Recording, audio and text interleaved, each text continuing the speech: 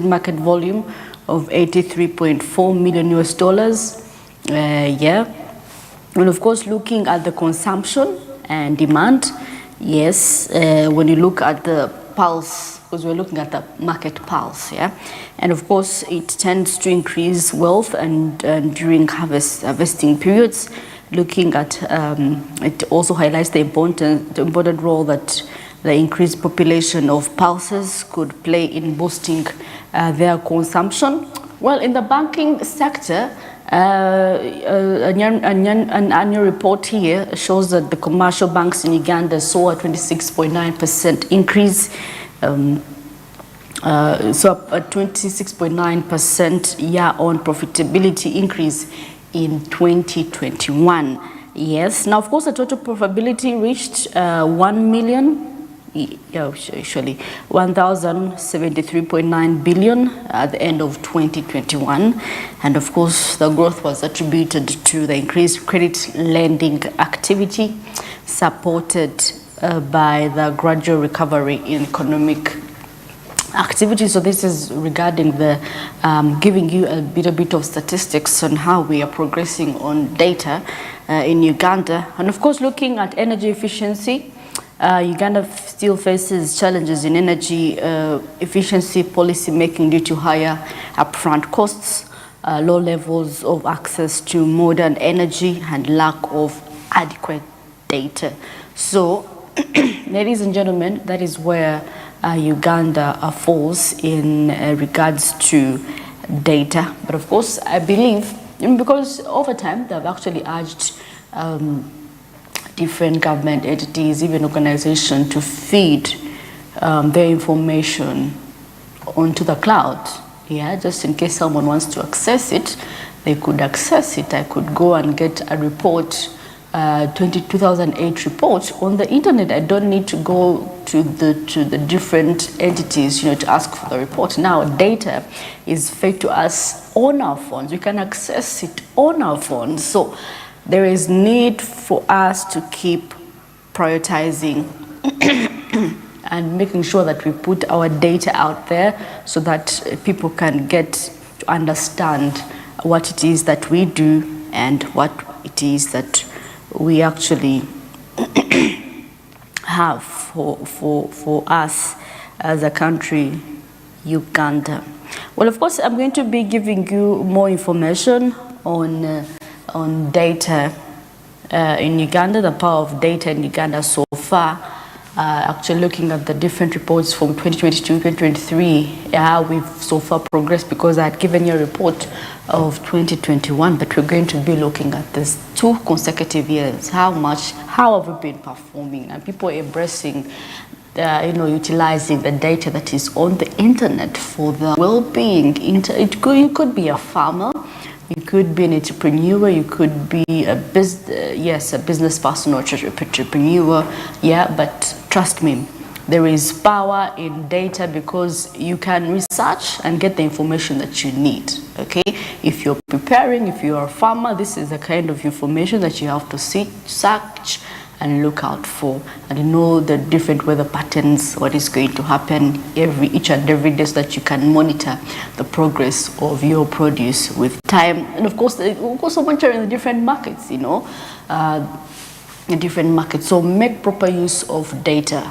Yeah, but of course, above all, protect your data.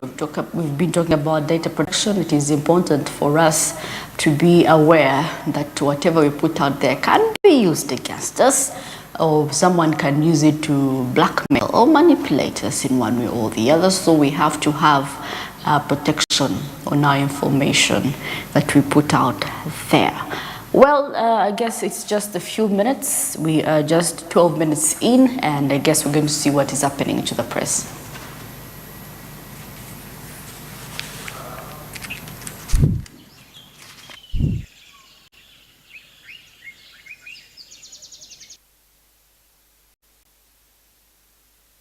Well, I have the 2 papers with me, and of course in the Daily Monitor, as parents sues school for expelling pregnant girls. The Ministry of Education actually, gave schools a go-ahead to actually accept these pregnant girls to have the rights to education. Yeah, while a parent who saw his daughter in primary 4 was expelled after being found pregnant during a mandatory testing exercise at the learning institution, and has gone to High Court claiming infringement of the girl's privacy, among others. Yeah. But of course, I believe there can be negotiations. Yeah, I don't think pregnancy in any way, me personally, would hinder someone's, maybe in the first trimester, but people have persisted. You go to work every day, you become strong. Yeah, so I don't think there is need for this. Just that maybe for the children it's different. Their bodies are quite different compared to the adults. Now, looking at the government probe reveals causes of school fires. Well, of course, we discussed this beginning of year when students were going to school, and of course, looking at 120, at least 60 primary schools and secondary schools were sampled, looking at 50% structures. Half of the reported fires have happened in commercial structures. And most affected learners are between the age of 6 and 12, while those with disabilities are also vulnerable during outbreaks. Of course, still even smoking is also one of the leading factors that have led to these fires in schools.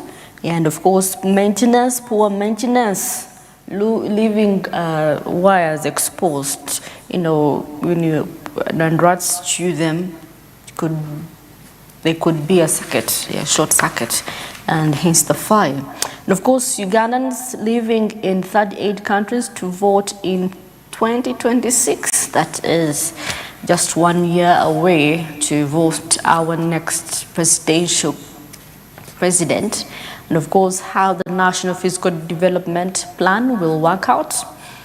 Yes, and of course, looking at holiday coaching schools to lose licenses. Wow. Of course, experts warned against academic overload. There is this habit where you're from school, you still have to do coaching. The kids do not have time to rest. They do not have time to rest their bodies, their minds. Once you're from school, you're into coaching, it's devastating. And of course, some make it a point to go further and, coach them from their very school. So that means they have just a weekend for their holiday and get back to school, all in the name of excelling, which is good, but just let them rest, let them be. And of course, here, Japanese investor to set up fertilizer factory. Well, the president met and held discussions with Professor Kim Yong, an investor from Japan. And of course, they're looking the company is based in Tokyo, and it produces acetic acid fertilizers through Skepon technology, a product that promotes high yield in plants and also makes them resistant to diseases and drought. Quite interesting right here, actually, for the farmers, for our very farmers. It could be a good initiative because, trust me, we have very many pests, maybe diseases, and of course with the different weather patterns. When it's a dry spell, this could actually help farmers to continue with their production. And of course, over 90,000 malaria cases registered in 1 week.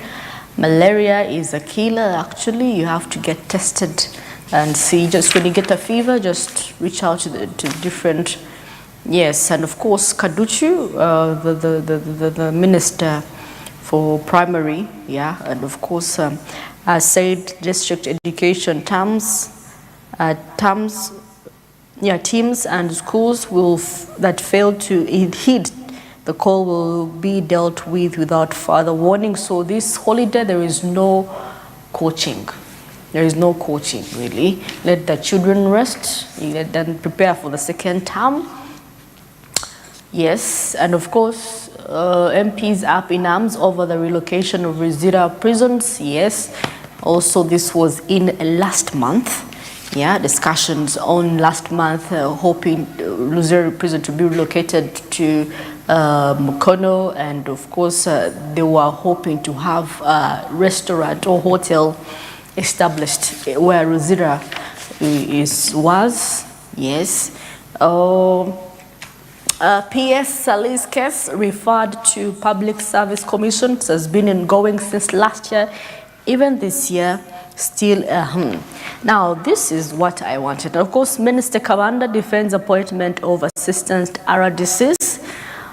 Okay. Because now they are hoping to recruit 300 people, deputy RDCs and 2 assistants. You know, for someone would actually say that that's a wastage of resources. And of course, commercial court awards energy firm a 4.5 billion. Yeah, that also, if you grab yourself a copy of this. And URA wants appeal by the UEB employees dismissed. Well, URA is actually quite busy these days. Yeah, it's making sure that everyone complies and does what is required.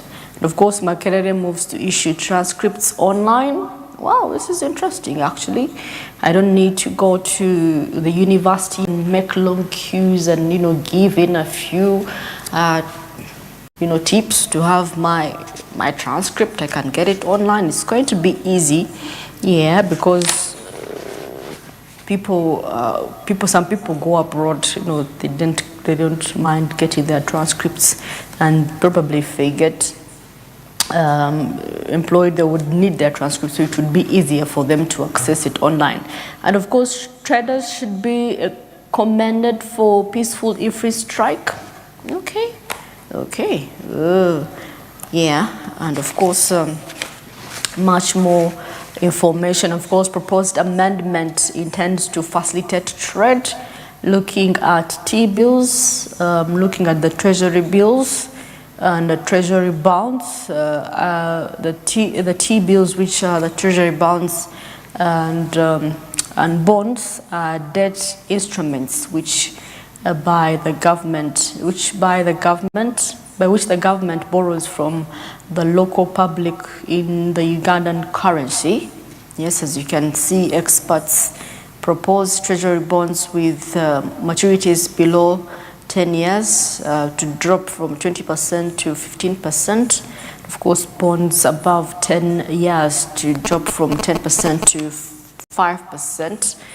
Yes, as you can see, of course, annually the government, utilizing a Bank of Uganda, issues government securities to fund the budget deficit partially. That and more, if you want to get more information on how this goes by, trust me, this is your go-to place. Well, we are into the traffic updates, looking at what is happening along the Ginger Road. As you can see, the access road. Yes, that is the access. Yes, that's the access road, Ginger Road as well. As you can take a look right there. Yes, it's quite a busy day actually. A lot of cars moving. It's much busier compared to other mornings that we are used to. Today is a Thursday, and people are really making sure that they head to work and finish on time, and hurry and prepare for the weekend, honestly. So you can see a lot of vehicles coming in from the Ginger Road. Yeah, and of course, like I said, there are very many residential areas that very side. Yeah, when you talk about Ntinda, Nakawa, Bukoto, Mukono, you talk about Chireka, university students, and maybe other business people heading to Kampala. That is why you see mostly taxis they're heavily loaded with people. Yeah, and of course, as they get to work, well, people choose to walk, these days. And of course, I like the fact that, NMT is becoming something, though you see bicycles. I've seen around like 5 bicycles at the same time, actually, this and some few bicycles that passed, and then the non-motorized transportation and like that. And I believe more roads should be provided for those that use motorcycles, actually, and maybe people with disabilities, people with special needs that actually use their equipment to, you know, use the road. Yeah, because in there, if you are using an NMT, trust me, you can be knocked, because there is competition between the borders and the borders and the bikers, those who use bicycles. Yeah, and of course we are into the end of month. People choose to walk because, my goodness, like we said, actually, you walk to save a little, to save for your lunch, to save for your breakfast. Yes, yeah. If where you're going is nearer, please, there is no need of getting a board at times. You just can walk by. It's a form. You could say it's a form. It could be a form of exercise. You know, so definitely. That is it. Cars that are coming in from the 8th Street, coming in from Zambia, coming in from Kavalagala, Mengo, all that end, coming in, hitting to the Ginger Road. You can see right there. And of course, if you go to the other end, I tell you, cars, every time we are on this road, cars that are coming in from Garden City, coming in from Mulago are held. They're the most held vehicles right there around that area. I don't know why, for some reason, probably just because there are fewer cars coming in from that side. Yeah, but mostly Ginger Road and that very road that heads to the 8th Street industrial area. Yeah, as you can see right there, Mukwano Road. Yeah, that is where people tend to come in, because there are also residential areas that side as well. It is quite understandable. It's quite understandable. So definitely, like I said, you know, there's a lot of caveat, and there is on that road, actually, if you're not careful, because there are potholes. There are like 3 potholes that are really massive and deep. If you're not keen enough and you're in a hurry, you may bump into them.